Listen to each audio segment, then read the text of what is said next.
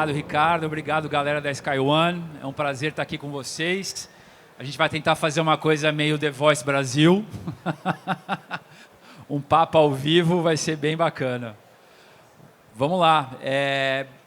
Bom, eu só aceitei estar aqui com vocês hoje porque o Luciano aceitou estar aqui com a gente, né? Quando o Ricardo me pediu para a gente bater esse papo com vocês para falar sobre se existe ou não futuro para o software legado, eu não consegui pensar em alguém que conseguiu fazer essa migração de uma maneira mais bem sucedida do que o Luciano. Então, Luciano, muito obrigado por estar aqui dividindo esse palco comigo hoje. Obrigado pelo convite, Edson. Obrigado, SkyOne. Espero que a gente possa colaborar com bastante informação para vocês e, quem sabe, vocês trilharem um caminho muito parecido com o nosso. Luciano, conta para a gente, como é que começou essa jornada? Eu vou pegar um pouco também o caminho, no início, na minha própria carreira. Eu tenho 10 anos de tecnologia voltada para a indústria, onde eu implementei SAP, implementei meu concorrente TOTOS, implementei outros softwares, ERP, e tinha uma pretensão de vir para o mercado financeiro e depois migrar para varejo. Fiz essa migração para o mercado financeiro em 93, fazendo um projeto de migração de software legado, não sabia direito o que era isso, fui conhecendo o mercado financeiro, para plataformas de softwares comercializadas em várias instituições. E lá conheci meu sócio, que veio a se tornar meu sócio, que é o Bernardo Gomes, e no ano de 96 a gente fundou, na época, Senior Solution, hoje Sinqia. Uma empresa que tem uma história muito bacana de empreendedorismo num mundo que não existia ecossistema algum. Então, hoje em dia, a gente vê todo um ecossistema de empreendedorismo robusto, sofisticado, não só em São Paulo, como Floripa, Recife, etc. Na época que eu e Bernardo Gomes fundamos a Senior Solution, a gente só não tinha nem com quem conversar. Quando a gente identificava um player que queria ouvir o nosso case, a gente ouvia não. Enfim, começamos a desenvolver. O que nós fazíamos? A gente desenvolvia software, plataforma replicável, produto para mercado financeiro. Quem que foi o primeiro cliente? O primeiro cliente, na verdade, foram 3 clientes muito bacanas, por conta do nosso background. Foi o Lloyds Bank, o JP Morgan e o Bank Boston. E dali foi um caminho de crescimento orgânico, de relação, muito desenvolvimento de software. E quando que vocês resolveram crescer, captar dinheiro de fundo e criar uma outra jornada diferente? Olha, Edson, acho que assim, uma característica muito marcante minha e do Bernardo é foco e ambição. E assim, o nosso foco sempre foi mercado financeiro e a nossa ambição era ter um portfólio completo para tudo que é serviço financeiro no Brasil. A nossa cabeça nunca foi muito de internacionalização, mas sim de crescimento. E isso aconteceu em 2004, onde nós fomos atrás dos poucos private equities que existiam no Brasil e do BNDESPAR e do BNDES para conseguir uma primeira rodada de aporte, e conseguimos fazer uma rodada de aporte com um sucesso bem bacana. E foi aí que vocês começaram a considerar a estratégia de consolidação de mercado como uma via de crescimento? Olha, Edson, apesar que hoje a gente desenvolve software em relação a essa época, tipo 10 vezes mais rápido, a extensão do portfólio de produtos e serviços de tecnologia no mercado financeiro é muito extensa. Se a gente fosse com uma cabeça de simplesmente desenvolvimento, cara, eu ia me aposentar e eu não ia chegar aonde a minha ambição queria que eu chegasse. Então, nesse momento, 2004, 2005, a gente falou, cara, ou a gente acelera esse processo, e esse processo tem que ser acelerado através de consolidação de empresas com portfólio complementar ao nosso, ou a gente está frito. A gente vai ficar aqui trabalhando, desenvolvendo software, e vamos ver esse filme aqui se estender por muitos anos. E como que foi fazer a primeira aquisição? Cara, a primeira aquisição que a gente fez foi uma aquisição de uma empresa que tinha um portfólio muito complementar ao nosso, e foi um tremendo aprendizado, que a gente percebeu que a dificuldade não estava na tecnologia, a dificuldade não estava nos clientes, a dificuldade estava na cultura da companhia que a gente estava adquirindo.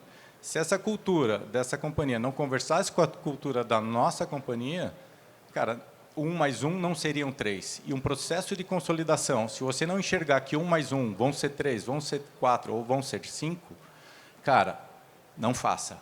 Porque é um processo doloroso, é um processo lento, mas que, se você fizer bem feito, é super legal. A gente já fez 14, para quem acompanha a história da empresa. Nós somos hoje Sinqia, nós somos uma empresa negociada em bolsa, na B3. A gente só conseguiu crescer 9 vezes o nosso valor de mercado, graças à nossa estratégia de aquisição. E mudou muito a sua vida depois que você virou uma empresa listada na Bolsa? A gente teve a sorte de ter um private equity muito no começo. E quando o private equity entra na companhia, ele já te exige que você mude o teu patamar de governança completamente. Então, a gente já tinha conselho de administração, a gente já tinha nossos balanços auditados.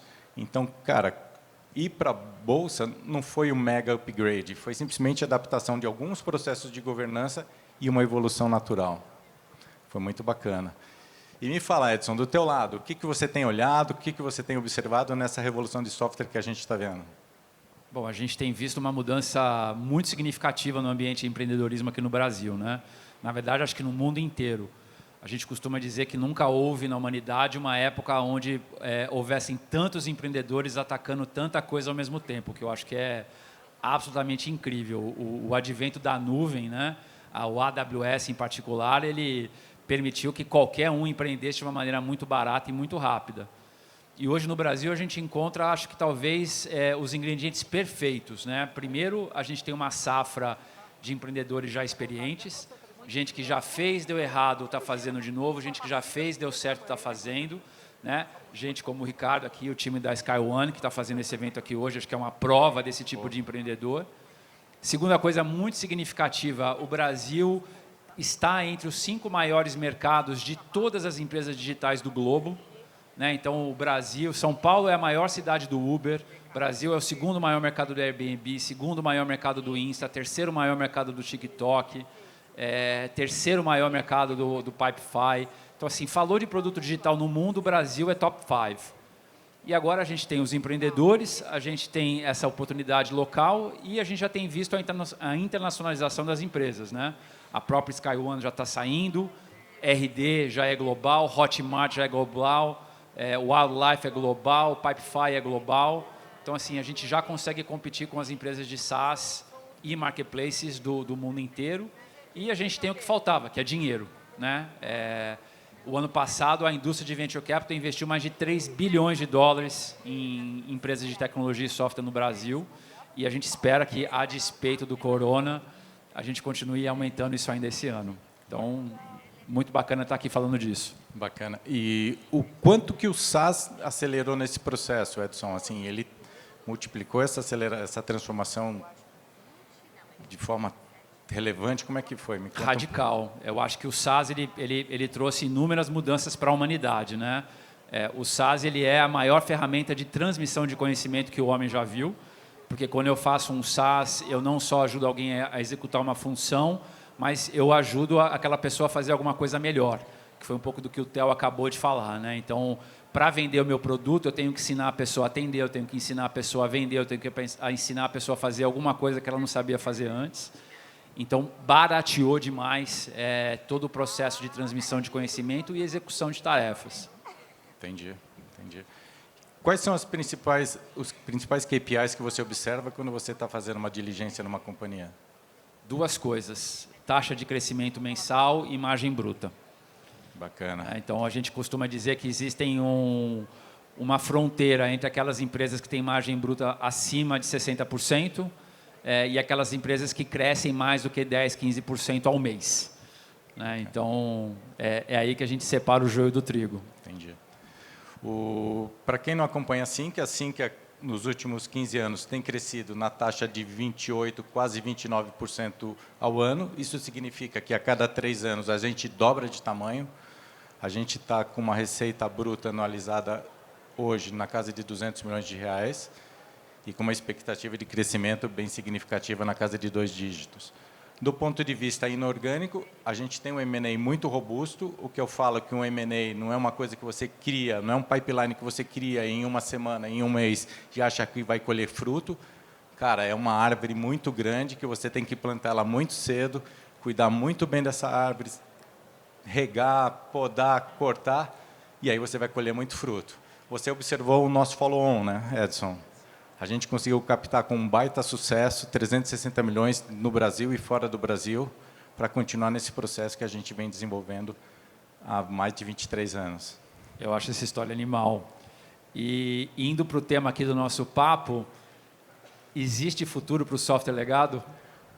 Cara, quando eu vou te contar uma passagem muito emblemática na Sinqia, foi quando eu, logo no começo de companhia, eu fui visitar um grande banco internacional, não vou citar o nome porque não é uma situação bacana, e o cara falou, Luciano, vem aqui, a gente quer revisitar o nosso software de caixa, o software que consolida todo o caixa do banco. Eu estou falando da disponibilidade de tesouraria, da disponibilidade de ATM, da disponibilidade de agências. Eu falei, cara, puta experiência, eu vou chegar lá, eu vou ver um sistema fantástico, super sofisticado. Na época não se fala, pouco se falava de inteligência artificial, mas já tinha um pouco. Eu cheguei lá, Edson, eu me deparei com 5 planilhas Excel. Falei, meu Deus do céu.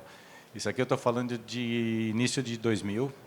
Então, assim, o software legado no mercado financeiro, que é uma indústria muito dinâmica, se a gente pegar a quantidade de pacotes econômicos que nós tivemos, onde a rede bancária fechava na quinta e na segunda-feira tinha que amanhecer com 3 zeros cortados, com fatores de deflação, cara, isso foi, acho que foi o maior proliferador de software legado dentro do mercado financeiro. Então, assim, hoje ainda existe muito software legado. Esse é um dos grandes motivadores da Sinqia, ter uma estratégia de consolidação, porque é muita oportunidade para a gente crescer. Hoje, você sabe disso, a gente não chega a 5% do market share da indústria de software aplicativo dentro do mercado financeiro.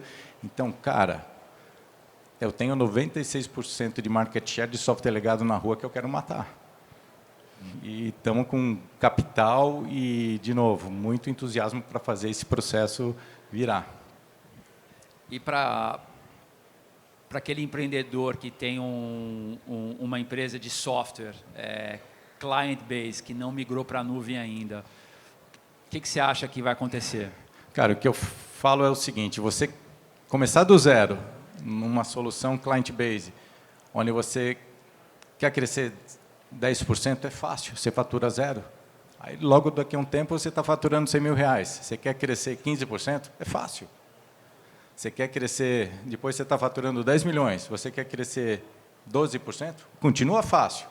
Agora, chega a 200 milhões e queira crescer 30%. Eu não estou nem falando de um crescimento acelerado como que você está mais acostumado em startups.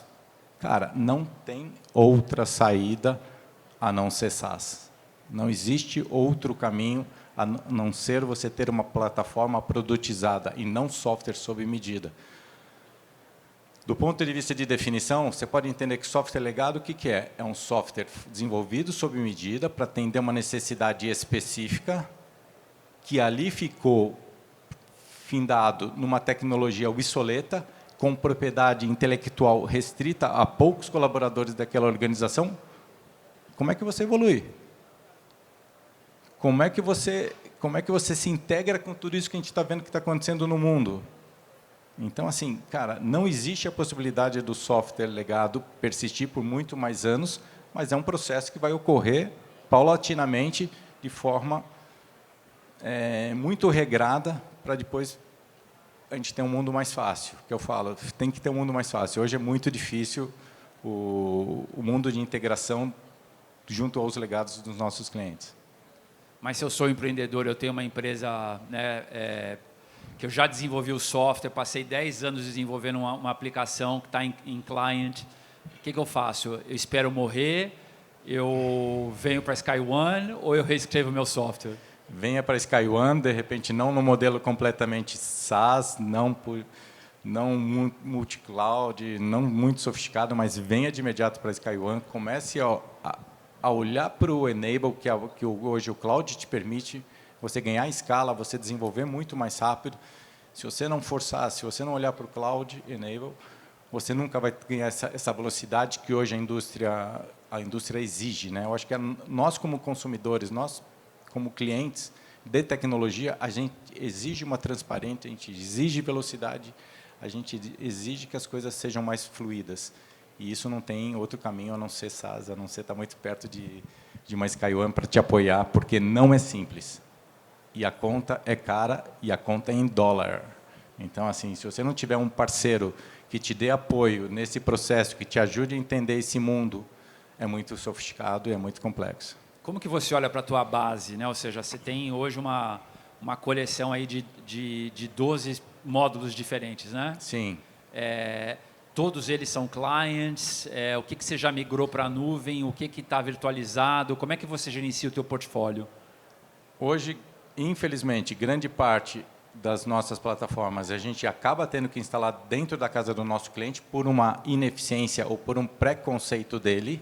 É do cliente, então? É do cliente. Hoje, a maioria das restrições são dos nossos clientes. Eu diria para você, Edson, que 70% das nossas plataformas hoje poderiam estar na nuvem, mas talvez 15% dos meus clientes somente estejam prontos para consumi-lo.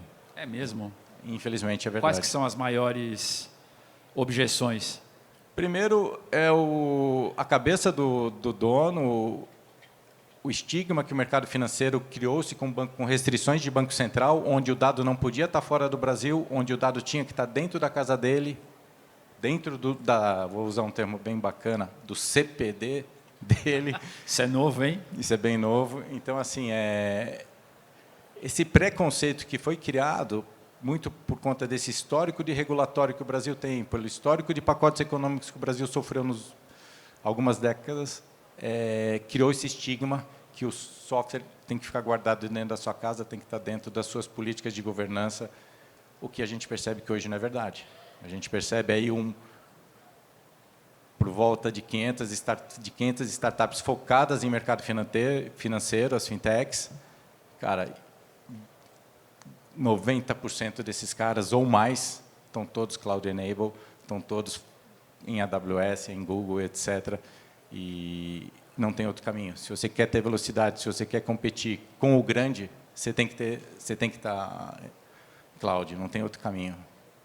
Até porque quando a gente fala dos grandes players no Brasil, a gente não pode subestimar o tamanho do investimento que esses caras fizeram de bilhões nos seus parques de tecnologia para criar nuvens privadas. Mas mesmo esses caras hoje, quando você vai no detalhe, grande parte dos grandes bancos brasileiros já são consumidores de soluções SaaS. Então a gente acha, mas os grandões não se preocupam com isso. O quê? Eu falo que o grande ele se movimenta silenciosamente. Quando você percebe, ele já mudou. O pequeno gosta de fazer barulho. Eu sou assim, sou agressado. O grande não, cara. Ele se movimenta, quando você percebeu, ele já mudou. Você tem ideia quantas transações ano são feitas no digital hoje no mercado financeiro? Não. 70 milhões de transações são feitas hoje no mercado financeiro através de canais digitais. 70 milhões. Sabe quantas agências fecharam no ano passado? Quantas? Mais de 500. Então, assim, cara, se vocês separarem na rua o que tem de ponto que antigamente era agência dos grandes bancos, hoje em dia está lá, aluga-se, ou já tem um novo empreendimento, ou virou um café. Tem um banco que teve uma sacada muito bacana de criar espaços de convivência para poder não desassociar completamente a marca. Então, assim, a mudança está ocorrendo. As fintechs aceleraram todo esse processo de competição. Uma competição que hoje é muito mais complementar, é muito mais saudável do que foi no início. Então, assim, cara, não tem como essas empresas não serem SaaS, não consumirem softwares como os da Sinqia para se focar naquilo que é a core business de cada uma. E me conta uma coisa, Luciano, eu achei até interessante aqui no line-up do evento que o time da SkyOne tem focado muito em vendas, né? Então veio o Aaron Ross, veio o Theo, coisas que há 5, 10 anos atrás a gente nunca ia ver num evento de software, né? O que mudou para você na Sinqia e no que você tem visto de competidores, essa nova safra de empreendedores no processo de venda? Eu acho que o grande desafio de uma empresa hoje é entender que o processo de venda não é simplesmente o ato da venda, e sim um ato do onboarding, um ato de colocar aquele cliente efetivamente produzindo o seu software. As empresas, até um tempo atrás, elas se prendiam ao ato da venda. Cara, não é por aí o caminho. O caminho é você criar um fluxo contínuo, onde aquele cliente faça a primeira compra, mas venha fazer a segunda, venha fazer a terceira e assim por diante. O mercado financeiro brasileiro ele é limitado. Quantos players consumidores a gente tem hoje nessa indústria? Talvez com potencial de comprar 5 a 2 mil players. Se eu não vender várias vezes para esse mesmo cliente, eu estou fadado a um tamanho. Como eu falei inicialmente, a gente não tem nem 5% do market share. Cara, eu vou ter que vender hoje 95% para os mesmos clientes, uma vez que eu já tenho hoje aproximadamente 400 clientes na carteira. Então, eu vou vender várias vezes para o mesmo cliente. Preocupação com venda, Edson, hoje, numa empresa de software, num segmento específico como o nosso, é diária. Quanto mais automação a gente consiga nesse processo, quanto mais o cliente consiga perceber os benefícios, mais eu vou criar o processo de venda recorrente, que é o grande fruto desse mercado. E como que você gerenciou essa migração daquelas vendas pontuais, anuais, grandes, multi-ano, para a recorrência? É todo um processo de transformação, não foi uma coisa que ocorreu do dia para a noite. Então, assim, é um processo que ainda está ocorrendo, onde a gente fez todo um trabalho consultivo, montagem de time segmentada. Então, hoje a gente atua com bancos, a gente atua com consórcios, com entidades de previdência, com fundos. A gente criou dentro da Sinqia segmentos de mercado, onde a gente criou times especialistas no negócio desses clientes, especificamente falando, para que eles falam a linguagem desse cliente. Que é assim, quando eu falo com uma entidade de previdência, é completamente diferente as dores quando eu falo com um fundo de investimento ou quando eu falo com um banco de investimento, por exemplo. São completamente diferentes. O linguajar é outro, as dores são outras. Então, assim, eu tenho que ter um time especialista nesse segmento, eu tenho que ter um processo, desde da geração do lead até o onboarding desse cliente muito consistente, para que ele saia dessa jornada querendo comprar de novo. Se ao final de uma jornada de vendas a gente percebe que eu estou com dificuldade de fazer a segunda venda, eu tenho muita oportunidade para melhorar e a gente atua no ciclo seguinte. Mas você conseguiu fazer isso só mudando o processo? Você teve que trocar gente, perfil de vendedor? Processo, gente, perfil de vendedor, tem que ser um perfil muito mais consultivo, ferramenta. Então, assim, hoje a gente consome ferramentas que nos apoiam todo esse processo, desde o lead generation até o processo de automação. Quer ver um exemplo complexo? Que você só percebe quando você começa a sofrer dele, é, por exemplo, volumetria. Hoje, grande parte das nossas plataformas, a gente fatura de acordo com uma volumetria. Quando eu vendo para uma fintech, esse cara começa com faturamento zero. Vamos pegar uma fintech de crédito. Quantos contatos de crédito aquele cara começa? Zero. Se eu falar para o cara que o meu software vai custar o aluguel dele, a subscrição dele, R$15 mil, para ele é dor direta. Fala, poxa, Luciano, eu não tenho faturamento algum, você já quer me cobrar R$15 mil da partida? Então, a gente trabalha com volumetria, onde esse cara vai pagar por faixa de consumo, como uma conta de luz, e, na medida que ele vai subindo o seu consumo, ele vai mudando de faixa, consequentemente incentivado a tornar a comprar, e assim, gradativamente, a gente vai crescendo junto com o cliente num processo ganha-ganha, onde todo mundo fica feliz e incentivado a aumentar essa recorrência. E para o empreendedor, né, que tem uma empresa de software legado, como que ele tem que fazer essa migração, né? Ou seja, a indústria de venture capital não está disponível para esse cara hoje, porque nós, como surfistas calhordas, a gente só quer o SaaS, a gente só quer aquelas coisas que crescem rápido, margem bruta alta. Quais são as alternativas desse empreendedor? Eu sempre digo o seguinte, Edson, se você tem a ambição de um dia escalar o Himalaia, cara, baixa a tua ambição. Primeiro, pensa e planeja como chegar no acampamento base, que não vai ser uma tarefa simples. E assim por diante, acampamento 1, acampamento 2, até que você chega ao cume. Quando a gente fala de como que eu saio de um client server, de on-premise, para um cloud, onde eu vou bilhetar o meu cliente, escolha uma oferta, produtize uma oferta, crie todos os mecanismos que você possa avaliar e medir esse desempenho. Se tudo aquilo que você não mede, você não vai conseguir avaliar se o desempenho está sendo bom ou ruim. Então, identifique suas KPIs, aporte software para te apoiar isso. É impossível você fazer na mão. comece certo, que o processo de crescimento é menos doloroso. Fazer um processo de transformação é muito mais doloroso, então é preferível você sempre começar de forma certa, para que você possa trabalhar com SaaS, que você possa trabalhar com volumetria, que você possa trabalhar com uma escalabilidade e um crescimento orgânico acelerado. Senão você está fadado hoje a parar no meio do caminho. E do ponto de vista para ganhar escala, né? Ou seja, obviamente a primeira alternativa é eu conseguir vender, aplicar tudo que o Theo falou, tudo que o Aaron Ross falou, mas se eu não consigo fazer isso, você acha que a consolidação continua sendo uma alternativa interessante para o software legado? Edson, voltando no meu market share. Hoje, meu market share não chega a 5%. Então, assim, eu tenho 96% da indústria para consolidar dentro da Sinqia. Cara, só através do crescimento orgânico, eu vou andar assim, mesmo se eu andar hoje a gente anda numa taxa de 2 dígitos, ali, entre 10% a 15%. Porque a indústria não suporta andar mais rápido do que isso. Não é porque eu não suporto. Eu poderia acelerar meu time, eu poderia contratar mais gente e fazer isso andar mais rápido. Mas não, tem uma limitação da indústria. O crescimento orgânico é o grande motor, é a grande alavanca estratégica para você fazer isso rápido. E se você tiver os processos de ganhos de sinergia, tanto sinergia nas áreas corporativas da tua organização bem estruturado, quanto os ganhos de sinergia nas áreas técnicas, cara, isso e background de saber fazer isso é um caminho sensacional, é um caminho que te acelera esse processo N vezes e, cara, assim, eu acho que assim, a gente está super feliz, a gente tem hoje um pipe de algumas centenas de empresas. Como eu falo, o pipeline de M&A não é um pipeline simples, é um pipeline robusto, que exige muita disciplina e você vai criando maturidades desse pipe ao ponto que você consegue converter, tendo capital e ambição, você consegue converter ele com sucesso.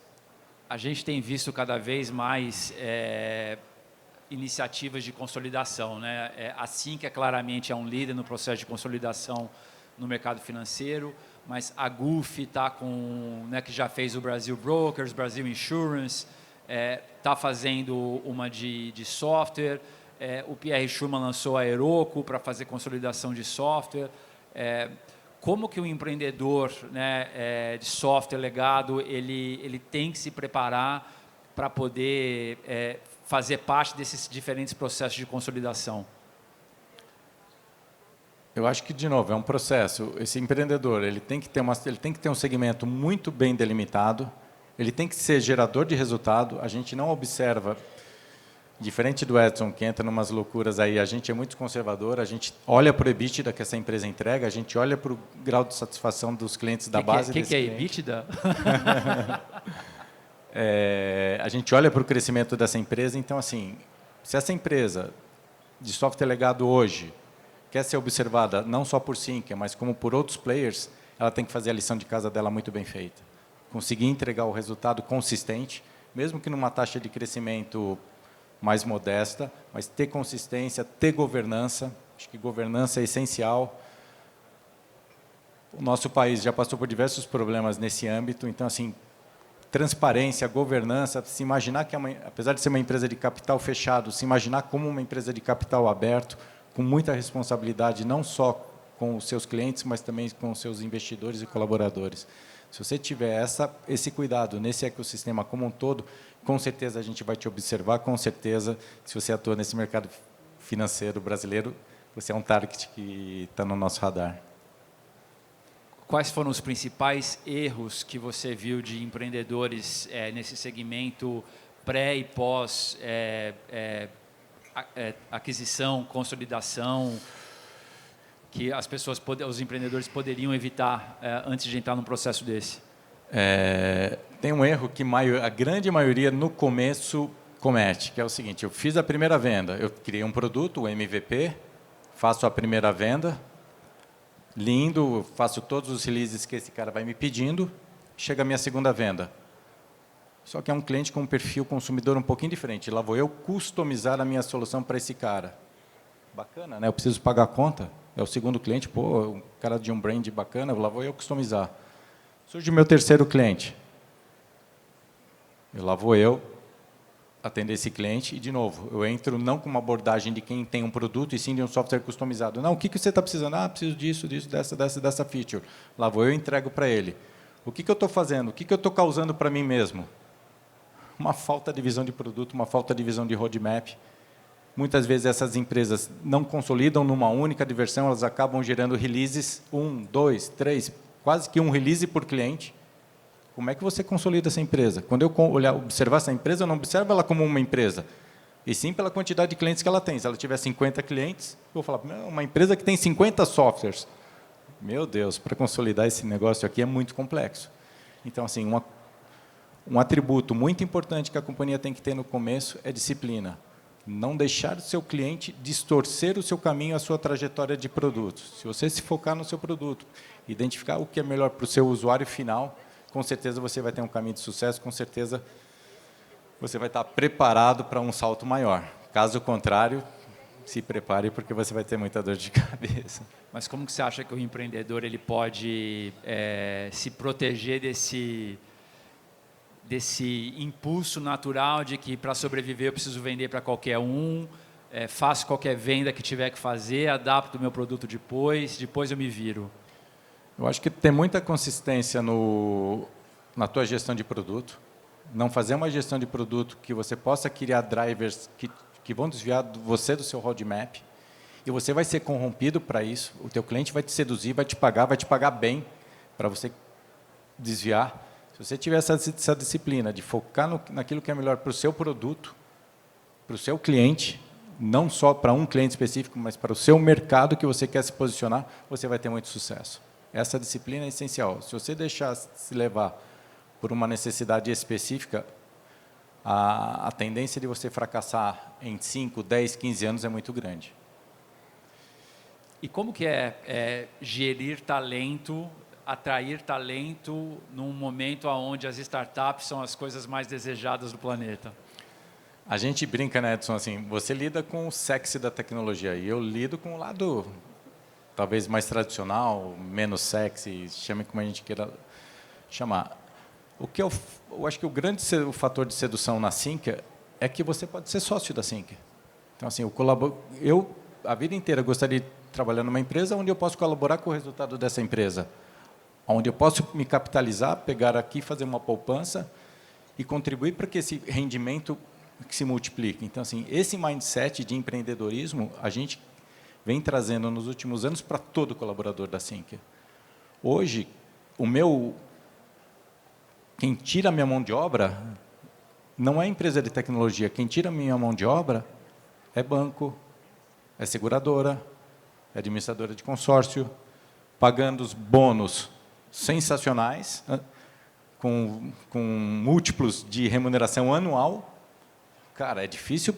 Se eu for pensar só na remuneração fixa, se eu não tiver uma cabeça de total cash, onde aquele cara se torna um sócio, onde eu vou acelerar ele com stock options, vou reter, vou dar capacitação e vou dar desafio e cobrança, porque sem desafio e cobrança não funciona, cara, é difícil competir. Então, assim, é muito incentivo, é muita cobrança e é muito espírito de dono. É isso que a gente gosta de todos os nossos colaboradores. E como é que você vê isso, assim, essa disputa de mão de obra? Você pegou um tema muito bacana. Como é que você vê isso entre as startups, entre esse ecossistema de inovação que a gente está vendo no mundo e no Brasil? Eu acho que para o Venture Capital e para as startups que já nascem SaaS, tem uma vantagem competitiva que é esse espírito do tempo, né? Acho que todo mundo fala, está no jornal toda hora, então nunca me esqueço, eu acho que 2019 foi o terceiro ano na história do ITA que mais formandos foram para o Nubank do que para o Itaú. Então, assim, existe um fluxo natural para esse ambiente, né? E é por isso que eu acho que para o Ricardo aqui na SkyOne é relativamente mais fácil trazer talento do que para empresas de legado. Mas o que eu queria, talvez, assim, acho que explorar um pouquinho mais o que você falou é essa coisa de sexy, não sexy, né? Eu sei que eu sou um dos patrocinadores do mundo sexy, né? Resultados digitais, exact sales, crescimento, né? Triple, double, double, double. Mas nem tudo que é sexy dá dinheiro. Que você acha que você poderia transmitir para quem está aqui, que está com software legado, empreende no software legado, que talvez não esteja nesse mundo sexy, né, de SaaS, de empresas que crescem, duplicam, triplicam todo ano, mas que tem operações robustas, lucrativas, tira dividendo. Tem uma super diferença nisso, não tem? Sim, sim. O mercado não sexy no qual eu surfo, cara, assim, eu não vejo. É difícil até comparar, eu acho que são duas abordagens específicas. O mercado, quando você consegue o acesso ao mercado de capitais, que foi o caso da Sinqia, é fantástico. Porra, a gente fez agora, ano passado, uma captação de mais de 360 milhões. Se a gente executar com competência a nossa estratégia, se a gente entregar o resultado que a gente prometeu na rua, cara, é só ir a campo e buscar um novo cheque. Então, assim, o grande recado que eu dou para o empreendedor que está com uma empresa em um estágio inicial nosso é foco no produto, foco no cliente, foco no resultado, muita disciplina. Faça a sua lição de casa muito bem feita, que o resultado vem por um caminho mais tradicional, menos sexy, mas o resultado vem e é bacana. Pensar que a nossa companhia, vamos esquecer aquele vírus que eu não vou nem falar o nome, nossa companhia chegou a valer 2 bi. Uma empresa que começou com... Eu vendi um carro, o Bernardo vendeu um carro, nós compramos 2 celulares, começamos, nossa empresa bateu 2 bi outro dia de mercado. Então, isso é muito orgulhoso. Uma empresa que começou, que fez o IPO em 2013, multiplicou o capital investido em 9 vezes, é sensacional. É legal você estar hoje num ambiente de mercado financeiro e ganhar tapinha nas costas, porque o cara ganhou dinheiro com você. E que acredita na estratégia não só até esse momento, mas acredita que a estratégia ainda vai perpetuar por muito tempo, porque, de novo, qual que é o nosso tamanho de market, qual é o nosso market share? Então, assim, o não sexy, ele também dá dinheiro. Esse é o grande ponto. Então, assim, não sexy, desde que você tenha um objetivo de entregar uma melhor experiência para o seu cliente, levar benefícios para o seu usuário. Se você tiver um retorno financeiro adequado, eu acho tão sexy quanto Edson. Eu concordo, faz todo sentido. E como que você acha que esse empreendedor legado, né, que ainda está em client, que ainda não teve recurso para poder fazer a migração de uma maneira mais contundente, ele deveria se preparar para se vender, seja para um investidor, seja para um consolidador? Eu acho que, assim, primeira coisa, voltando no exemplo que eu dei de escalar o Himalaia, não olhe para o seu desafio como um todo, que eu quero chegar no cume do Himalaia. Olhe para o seu primeiro step. Cara, se eu tenho uma solução que está todinha hoje, on-premise, client base, cara, pegue um módulo, eu acho que é um grande caminho a se implementar e não muito complexo é o do microserviço. Pegue um serviço dessa sua plataforma e leve ela para a nuvem. Pegue um serviço que seja significativo do ponto de vista de entrega de valor para o seu cliente final e leve para a nuvem. Faça uma bela gestão de produto naquilo que ficou on-premise e planeje levar um próximo microserviço para a nuvem. Hoje, Edson, quando a gente observa essas centenas de empresas que a gente namora, é difícil a gente ver esse movimento. A pessoa fica muito naquela cabeça de avestruz, enfiado no meio da terra, em vez de olhar para fora e falar, não, cara, tem um caminho aqui, ó, tem um parceiro aqui. Se eu adotar essas tecnologias, se eu adotar esses processos, se eu pensar API first, já começa a mudar. Ou seja, a empresa fica mais atrativa para você se ela já tiver, pelo menos, com uma aplicação nessa direção. Se ela mostrar que ela tem a habilidade para fazer isso, já é animal. Se a gente observar de novo, vamos sair da indústria de tecnologia, vamos olhar para os nossos consumidores. Se a gente olhar para as instituições financeiras, as mais tradicionais, cara, a gente viu outro dia recente um movimento de um deles comprando mão de obra, comprando gente que tem a habilidade de fazer o processo de transformação. Então, assim, identificar hoje um player que tem a capacidade de se transformar é tudo. Começar um negócio do zero é lindo. Porra, eu comprei uma casa, eu vou escolher a cama, eu vou escolher a geladeira, eu vou começar do zero. Agora, muda de casa, muda para uma casa menor, porque você tem que ser mais eficiente. O ganho de eficiência hoje é animal. A gente precisa, não sei se vocês sabem, no mercado financeiro, com essa queda do spread bancário, existe um número aí levantado por uma consultoria de 24 bi de eficiência que tem que ser ganho no mercado financeiro. Então, assim, é mudar de casa, mudar para uma casa menor. Se você pega um empreendedor que tem habilidade, pô, já que eu estou sendo limitado, eu preciso ganhar escala. Para eu ganhar escala, eu tenho que ser SaaS. Para eu ganhar para ser SaaS, eu tenho que ir para a nuvem. Para a nuvem. Você pegar um empreendedor que tem essa habilidade de fazer esse movimento, é muito difícil. E eu conheço muito empreendedor de software no mercado financeiro brasileiro. Quando a gente pega um cara desse, é mosca branca. E do ponto de vista de preparação de pitch, né? Ou seja, o que uma empresa tem que ter para conseguir levantar 360 milhões de reais na bolsa? Qual que é o pitch? Cara, eu acho que o primeiro é o track record. Então, assim, mais do que prometer o que você vai entregar, é mostrar o que você já entregou. É ser muito consistente na sua estratégia. Então, assim, acho que o grande diferencial da Sinqia é que a gente não tem pretensões de inteligência artificial, de machine learning, nada disso. O nosso foco é numa coisa muito... Nada que seja sexy. Nada que seja sexy. Mas o que traz uma consistência, porque não é uma aposta, é entregar uma margem bruta, uma margem EBITDA consistente, adequada para aquele segmento de mercado no qual a gente está atuando, que, de novo, o capital, o retorno vai vir e você vai conseguir avançar para a próxima etapa da tua companhia.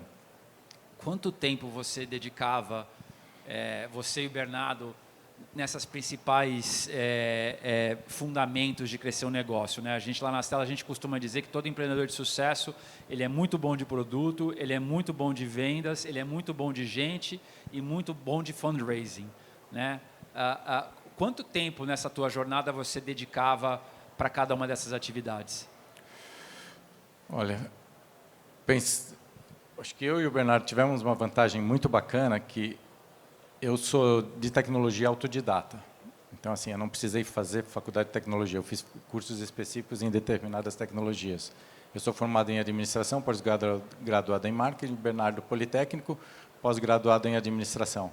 Então, assim, a nossa cabeça, diferente um pouco do sexy, a gente sempre foi muito focado em como que a gente constrói uma estratégia de crescimento consistente que atrai investidores em um momento, de novo, cara, que tinham 5, 6 private equities no Brasil. Então, assim, pensando assim, como que a gente atrai dinheiro, como que a gente cresce, tomava 70% do nosso tempo. 70%? 70% do nosso tempo. Pensar em crescer. Pensar em crescer, pensar em como crescer consistente para que essa consistência traga frutos no médio e longo prazo. 70% do nosso time, 70% do meu esforço e do Bernardo era focado simplesmente nessas disciplinas. Os outros 30% a gente se dedicava a pessoas, identificar pessoas que complementassem as nossas competências, porque senão a gente não tinha braço nem tempo para poder pensar no crescimento e no produto para os nossos clientes. E quanto tempo você acha que os empreendedores que estão aqui hoje deveriam gastar pensando justamente nessa migração, né? Ou seja, se eu não fizer nada, eu vou morrer, né? Eu tenho duas alternativas: ou eu migro para Sky One, ou eu consolido e sou comprado por alguém, certo? São essas alternativas que de verdade eu tenho hoje na vida. Quanto tempo eu tenho que dedicar para isso? Olha, Edson, assim, eu acho que pelo menos 1/3 do tempo do empreendedor ele tem que estar com essa cabeça de como que ele muda, ou como é que ele, vou usar um termo mais atual, como que ele pivota o negócio dele para poder realmente migrar o seu modelo de atuação. Se ele não conseguir essa disponibilidade, dificilmente ele vai migrar, ele vai adotar a estratégia do avestruz, novamente, de ficar lamentando e não querer buscar mudança. Então, é muito foco em mudar, e muito foco em mudar para SaaS, para cloud, porque senão a mudança não ocorre sozinha. É complexo. Sem um parceiro como o Sky One, é complexo e é caro. E hoje a 4,70 e poucos o dólar, é animal de caro. Então, assim, tem que ter muita estratégia, tem que ter muita dedicação, senão a coisa não acontece naturalmente. E quais são as coisas que você mais se arrepende nessa jornada? Uma dessas empresas que a gente adquiriu ao longo do caminho, da Sync até o momento, foi uma empresa que não era de software, era uma empresa de consultoria. Eu acho que esse talvez foi o desvio de percurso que a gente fez, que se hoje eu pudesse retroceder, eu não teria feito. A gente foi buscar uma empresa que tinha um foco em consultoria, uma boutique, uma consultoria, boutique de mercado financeiro. Puta, a gente falou, isso vai agregar muito valor ao produto, muito valor ao cliente. Cara, mas cadê a receita recorrente? Consultoria, você vende almoço, paga janta. Vende almoço, paga janta. Como é que eu consigo tempo? Como que eu consigo tempo para pensar na estratégia? Como que eu consigo tempo para buscar novos caminhos de crescimento, tendo que vender almoço para pagar janta? Cara, se tem uma coisa que o empreendedor tem que acordar e dormir, ele vai dormir cada noite melhor, como eu cresço a minha receita recorrente. Como eu cresço a minha receita recorrente. Uma receita variável é bacana, ela vem num ticket animal. Cara, mas na mesma velocidade que ela vem, ela vai embora. E aí vou voltar uma pergunta para você. O quanto que você observa de receita não recorrente numa empresa que você está avaliando? No máximo 20%, 30% de professional services. Então, de novo, se você quer ser uma empresa observada pelo mercado financeiro, seja um mercado tradicional, como um target de aquisição, ou por um potencial investidor, cara, você só tem uma lição de casa: receita recorrente de manhã até a noite. Como que eu trago receita recorrente para essa companhia? Saia fora desse negócio de vender o almoço para pagar janta. Mas você acha que professional services não se encaixa em nenhuma parte da jornada? Ou se for algo que for gerar receita recorrente, vale a pena investir?